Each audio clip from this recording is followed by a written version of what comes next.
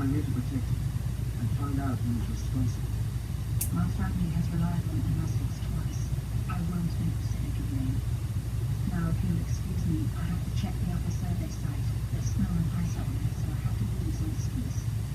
Okay, prepare for a cold reception.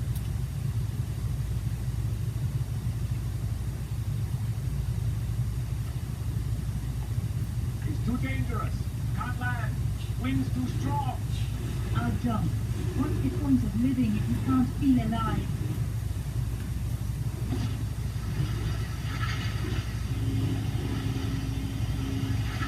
This isn't a social call.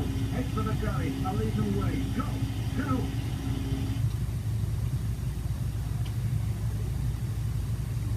And with that, welcome to part 3 of 007, The World Is Not Enough. As you can see, this level is a world shooter. And the main objective is you have to explode these 2 towers with barrels on them. And if you don't, you fail. But, yeah.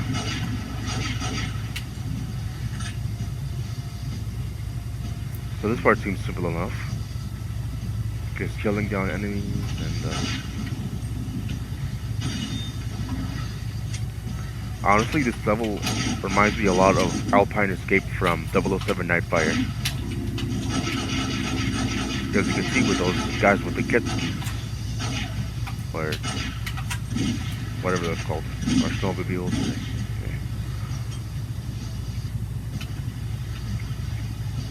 And make sure you go to the left of the mountain. Because over here there's a shortcut, not only that, but there's armor. And again, the weapon that I'm using here is Raptor Magnum. Which, I didn't explain this before, but it also one-hits enemies like a sniper. And here we go is the tower. As you can see, I got too close, but yeah, it doesn't matter. It didn't even take up that much health. And when the second tower appears, something interesting happens. But we'll get to it when we get to it.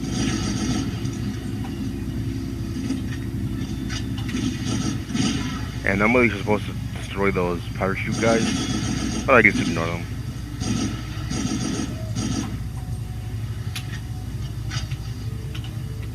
And those guys right there, I believe, drop mines, but yeah, it doesn't even affect me in one way, so.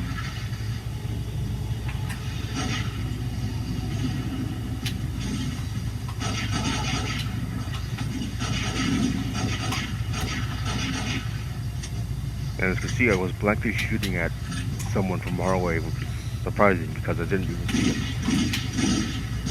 And I'm just going to this little cave here, presumably to get more armor, but I kind of missed it. And here is another weapon that was also in Agent Under Fire. And here we go. Something happened here. And this is my live reaction. Whoa. I just got that on camera. Holy fuck. Yep. Yeah, never happens to me before. That is so fucking cool. And we're nearing the end of the level. Usually when you're past the second tower, that pretty means that you're at the end. But we're not out of the woods yet. Literally.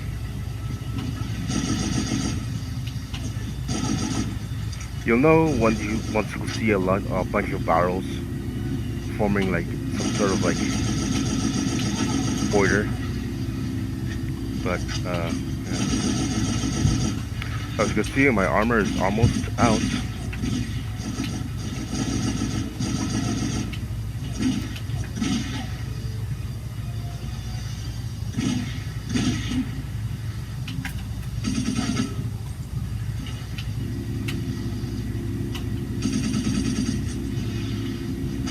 Oh yeah, those parachute guys, they drop missiles or something, and I'm very close to dying here, but luckily I made it alive.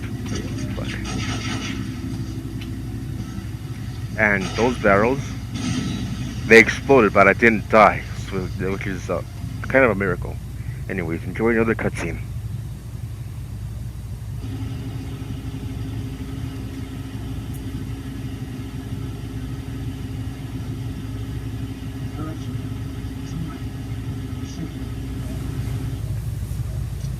Good evening, 007. Electra's villa has a high level of security. Take a quiet look around and see what Davidoff is up to. R is here to tell you about the security system. Apart from the patrolling guards, you'll need to watch out for security cameras. They've got motion sensors with a limited range.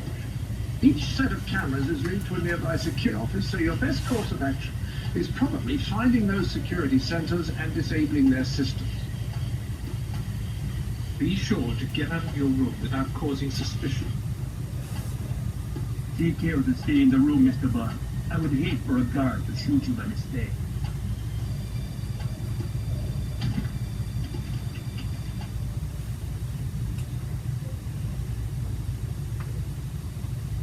And now we're at our first proper stealth mission, which is honestly one of my most favorites in the game. But Remember, 007, you need to utilize all of your stealth training to avoid detection while in the villa. Avoid confrontation at all costs. thanks, Kyo. Anyway, as I was going to say, this is honestly one of my most favorite missions in the game. And as you can see, a guard somehow spotted me. I don't know how he got behind me in the first place, but anyway, this level can be pretty hard, especially if this is your first playthrough. But yeah, just make sure that you don't get spotted by the main enemy in this level, which is Gabor or Gabor or something like that. I don't know. But yeah. And make sure you punch those guards, otherwise they'll wake up and it will alert Gabor. And you have to scramble these security things, I don't know, security panels. And yeah. And I like using these little glasses. As you can see, it helps me, basically like helps me see through the weapons, and for some reason the other guards were alerted when I attacked the other guard. And as what Q said, avoid confrontation at all costs, which is the opposite of what I'm doing. So again, make sure you punch the guards. And this level is basically the reason why stealth levels like in Age Under Fire and Nightfire exist. Like you have, for example, you have Night Shift from Nightfire. And as you can see, I had to take out the glasses because it has very limited range. And yeah. And then, as you can see, I'm waiting for Gabor to get past me so I won't get spotted by him. And yeah, I don't know if it just takes forever. So I end up just jump cutting to where he just, goes past me, and yeah. And there he is. And no, I can't kill him for obvious reasons. One, because of the story, and two, because he'll just instantly fail the mission, and they can't tranquilize him either. So yeah, that kind of sucks. But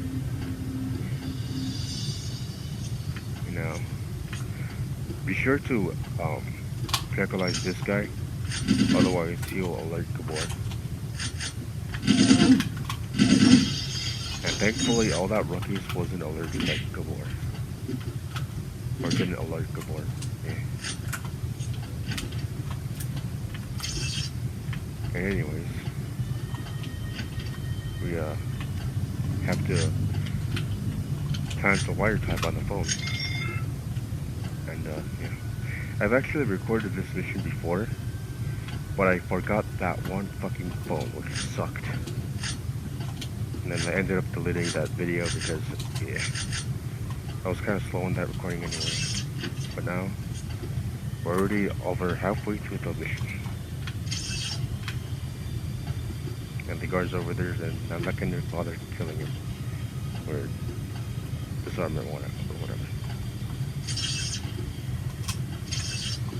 And instead of using darts, I can just punch him. Because that is allowed. I don't know if it's allowed on hard mode or not. But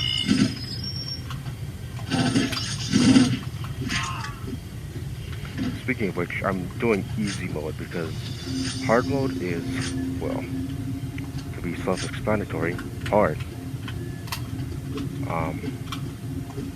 It adds different obstacles in the way, and yeah, I can't even beat the first fucking mission on hard mode. But I digress. I'm just obliterating these guards. I'm just scramble this security thing, and yeah, almost done with the level here. Just gotta crack the safe and take a picture of whatever it is inside. Presumably some file of some sort. But yeah. And I know I'm not using the glasses as much as I should be, but they're not much help, especially in these areas. But yeah. You just gotta crack the safe. And yeah. And when I first played this, I thought you were supposed to actually get that, which is very misleading, considering that it's like glowing. And I had to check if the camera was moving, because if the camera is still moving, you instantly fail. Just no question, you just instantly fail. And yeah. And now we get to the last security station.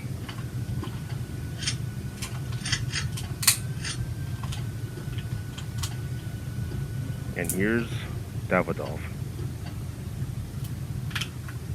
I know you could barely see him, but yeah.